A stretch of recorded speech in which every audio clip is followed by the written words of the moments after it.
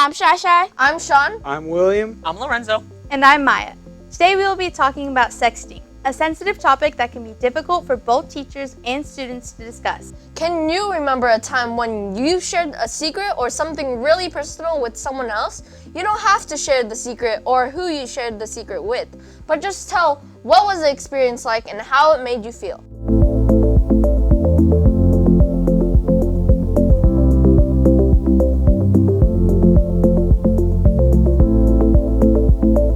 This experience means self-disclosure, which can bring people closer together, but can be risky as well.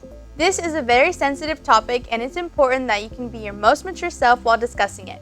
Always speak your truth, respect others' viewpoints, never interrupt others, assume positive intent, and disagree and debate respectfully during these discussions. Now let's watch this Teens Voices video. I check my phone a lot. More than I can count. I check it usually when I wake up in the morning. Before school, on the bus ride to school. During school. A couple times each class. At lunch. Probably check it at break. After school. Walking home. While I'm doing homework. I'm constantly checking my phone until I go to bed. For me personally, the positives of social media are the biggest probably that I feel connected. It's a way for me to talk to my friends at all times. When I don't have it, it really feels like I'm on another planet. I don't really wish for the days when I didn't have my phone because it gives me so much stuff that I cherish.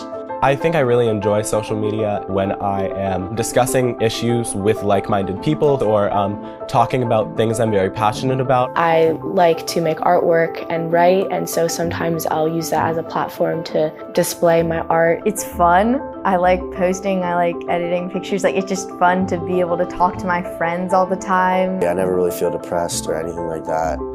Just because there's always somebody to talk to and always somebody that's there for you. That's kind of a good thing about social media.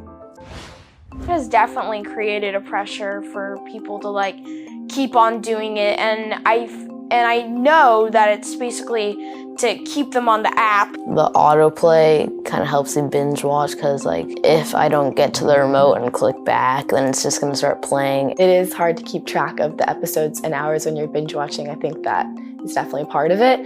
I only have to wait 3 seconds to see what happens next, so. I watched about 10 to 12 episodes in a day one time when I stayed home from school, and I finished the first season in one day.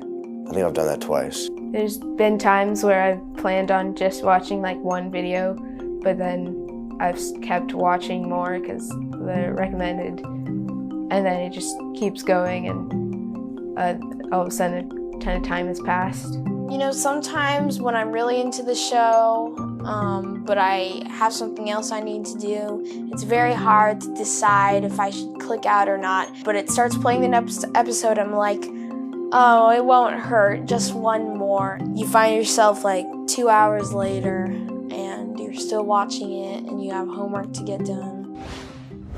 I would say that I'm definitely hooked on my phone, very dependent on it is the word I would use. I feel that I'm very aware of this and I'm not very happy about it. Sometimes I wish that social media didn't have as much of an impact on my life. I'll work and then every once in a while I'll be like, okay, I'll take a break, and then I'll go back and check again, and then I'll check for too long, and then I waste a bunch of time that way.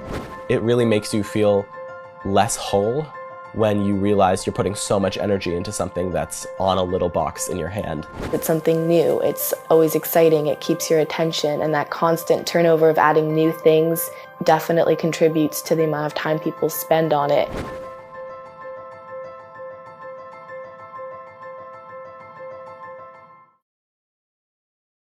This is an example of a red flag feeling. A red flag feeling is when something happens online or on a device and causes you to feel uncomfortable, worried, sad, or anxious. When you have a red flag feeling, it's important to slow down, pause, and think about the situation. Social networks and apps make publishing and sharing quick and easy. It's hard to know where the image will go, who might receive it, and who might repost it. Once you press send, that picture is out of your control forever. You have no control over what others may think and how they might reshare the image with others. Even if you trust someone, you never know. People change, get in fights, and break up. If someone is angry with you, they might try to get revenge by sharing something personal about you, to embarrass or humiliate you. And at last, sexting can be illegal in some states for kids under the age of 18.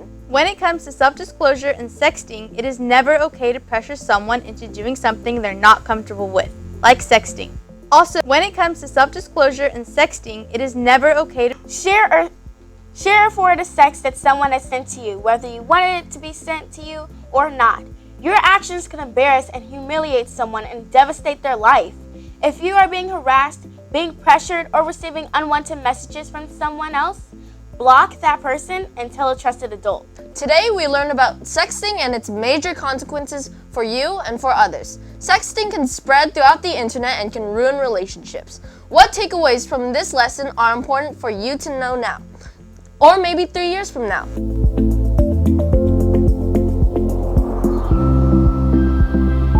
I'm Shai. I'm William. I'm Sean. I'm Lorenzo. And I'm Maya. We'll see you next year in high school.